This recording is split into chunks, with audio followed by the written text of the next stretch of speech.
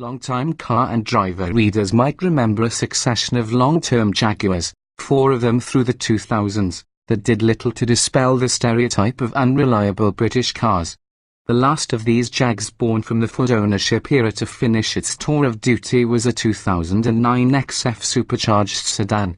Its long-term rap story began with a Seinfeldian inquiry: what is it with Jaguar and electronics? When we next took delivery of a long-term Jag, half a decade had passed, enough time for new owners Tata Motors to develop its first model from the ground up. That 2014 F-Type proved relatively reliable but was not without its own problems, including an infotainment system that locked up and required rebooting so often we could only presume it was running on Windows ME. But we're suckers for a pretty face and 495 horsepower, so the orange roadster left Eisenhower Place after 40,000 miles with a letter of recommendation and an invitation for Jaguar to send us its next creation. Enter the XE, that would be the XE, which, along with the redesigned XF, rides on a new modular aluminium-intensive platform called IQ.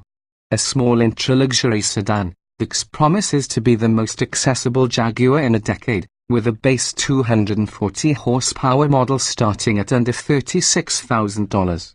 Profligate spenders of other people's money that we are, we chose a much more expensive XE, passing on the intra-level turbo 4-cylinder in favor of the supercharged V6.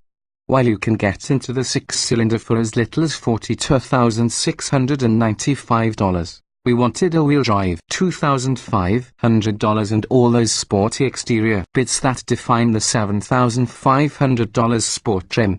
Running up the price of our long-termer with $6,650 of further options brought the as-tested total to $59,345.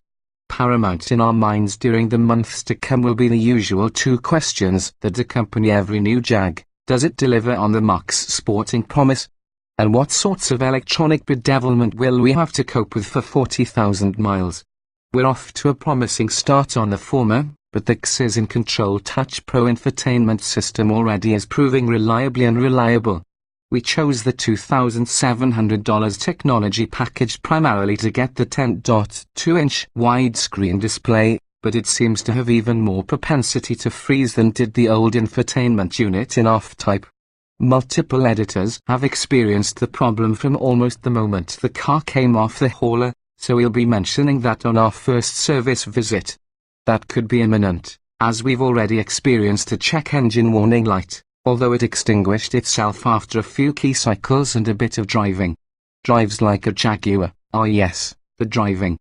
That has been spectacular. Jaguar Land Rover's corporate 3.0-litre V6 is a familiar friend, providing 340 supercharged horsepower in the XE. Driving all 4 wheels, it shot our XE through the quarter-mile in just 13.4 seconds. With the Jag's drive mode selector and dynamic, throttle response is immediate and the engine whips through its rev range, with the 8-speed automatic cracking off shifts just as quickly as you can flip the flimsy plastic shift paddles. We opted to add $1,000 for the 20-inch propeller wheels wearing staggered Biley P0 Summit tires, size 23535ZR20 in the front and 26530ZR20 in the rear. Those short sidewalls are already losing their battle with our medieval Midwestern roads, as just weeks into our test we had to replace a front tire that developed a bubbled sidewall. But the big pilots were good enough to pull 0.93 grams on the skid pad, as well as haul the XE to a stop from 70 miles per hour and 147 feet. That's a good number for a sports sedan, especially considering the XE's portly, 4,036-pound curb weight, 52.0% of which sits on its front axle. Prior to hitting the track, we could tell how grippy our XE is by the scrubbing from its front tires that we could feel through the steering wheel during tight radius parking maneuvers. On the street, the steering has excellent feel and weight, with none of the overboosted vagueness that plagued past Jaguars. The XE's suspension is firm yet compliant enough for long-haul mileage. It's the sports standard sport seats that so far have proved to be the impetus for calling it a day and looking for a Hampton Inn, with their flatness, poor lumbar support, and meager side bolstering. The front thrones are both heated and cooled, thanks to our decision to drop $2,100 on the comfort and convenience package, which also provides heated seats for the rear passengers, a power rear sunshade, and a power trunk lid. Toasty hindquarters are a nice bone to throw at rear seat riders, given the tightness of their accommodations. At least 2 editors already have managed to knock their heads against the low roof opening while getting into the back seat. When so dazed, the dull interior is less disappointing, but really we have only ourselves to blame for not ordering one of the livelier two-tone leather combinations. We did opt for the satin burlash veneer trim $300, but it does little to spruce up the cabin, as this nice wood all but disappears amid the vast blackness of the dashboard. Our XE is far prettier on the outside, where its metallic British racing green paint $550 looks undeniably classic.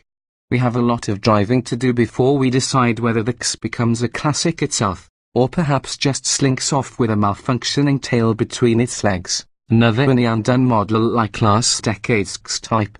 Initial impressions say that the XE is capable of staking a legitimate claim for Jaguar in an ever-expanding segment.